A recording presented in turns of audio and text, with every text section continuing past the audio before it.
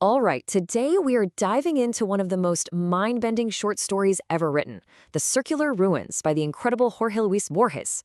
Seriously, this is a story about creation, about the very nature of reality, and it has a final twist that is probably going to make you question, well, everything.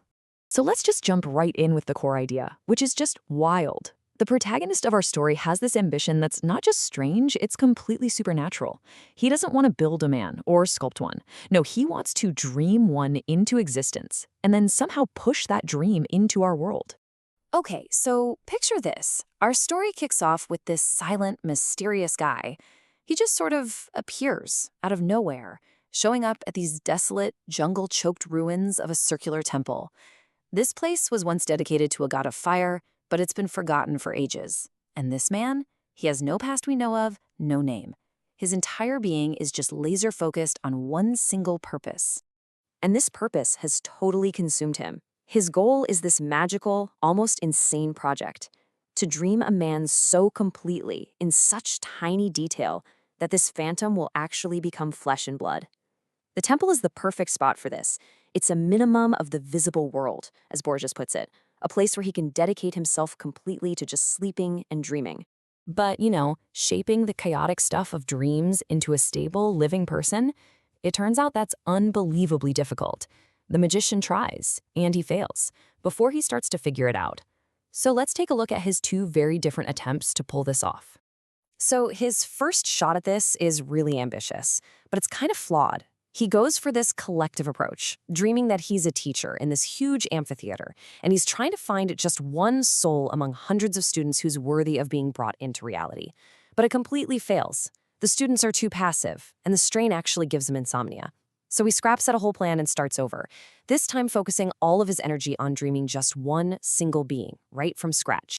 And this second attempt, it required some serious dedication. This wasn't quick. It took him over a year. He starts with the heart, dreaming it with what the text calls meticulous love for 14 straight nights. Then he moves on to every single other organ, the skeleton, and finally the innumerable hairs, which was maybe the hardest part of all.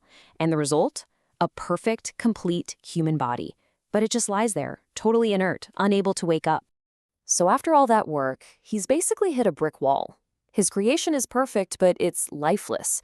So in total desperation, having used up all of his own power, he throws himself at the feet of the temple's statue, this weird creature that's part tiger, part horse, and he just begs the forgotten god for help. And incredibly, the god answers him in a dream.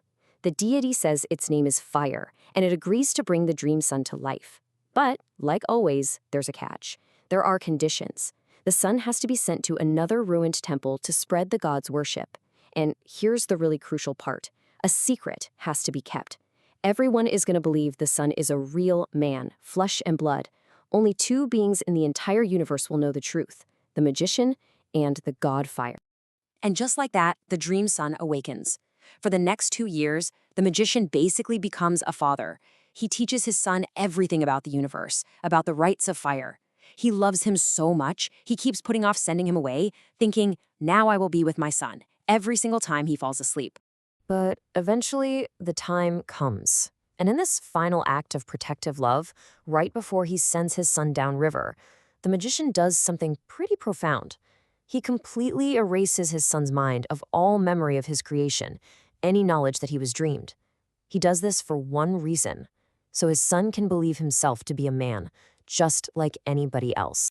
With his life's work done, the magician just lives in this state of, ecstasy. Years go by. He truly believes he has created a man, and he is finally at peace. But of course, that peace isn't going to last, is it? One night, some boatmen wake him up. They've brought news from a temple far down the river, a strange rumor. The rumor is about a magical man in a temple up north who has a special power. He can walk on fire without being burned. The magician gets it instantly. Fire was the only other being who knew his son was a phantom. This immunity to fire, it's the sign of his son's true nature. And this realization doesn't fill the magician with pride.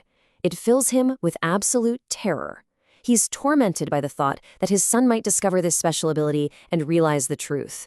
He just imagines his son's horror at finding out he isn't real, that he's just a projection, a dream, an incomparable humiliation. And just as he's being consumed by this fear for his son, the very element that defines his son's nature, fire, well, it comes for him. The jungle around his own temple starts to burn, just like it supposedly did centuries ago.